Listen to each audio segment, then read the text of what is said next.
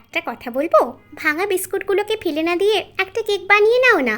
ব্লেন্ডারের মধ্যে বিস্কুটগুলোকে অ্যাড করে দাও, গুঁড়ো দুধ ব্যবহার করো। গুঁড়ো দুধ এখানে আমি 2 চামচ মতো ব্যবহার করেছি। 1 চামচ ভর্তি করে কোকো পাউডার দিয়ে দিলাম।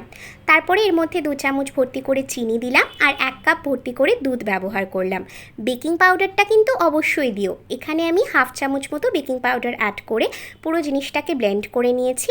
তারপরে একটা কাপের মধ্যে সুন্দর করে মাখন গ্রিজ করে এর মধ্যে আমি মিক্সচারটা অ্যাড করে দিচ্ছি। পুরো কাপ ভর্তি করে অ্যাড করছি না, কিছুটা জায়গা ফাঁকা রেখে তারপর অ্যাড করছি।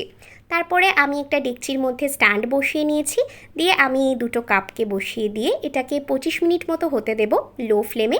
আর তাহলেই কিন্তু তৈরি হয়ে যাবে মজার স্বাদের এই মাগ কেকটা। তোমাদেরকে আমি টেক্সচারটাও দেখিয়েছি কতটা সুন্দর করে এটা বেকড হয়েছে, খেতে জাস্ট অসাধারণ হয়েছিল। তাই তোমাদেরকেও বলবো অবশ্যই বাড়িতে এটা ট্রাই করে গেস্টদেরকে খাইও।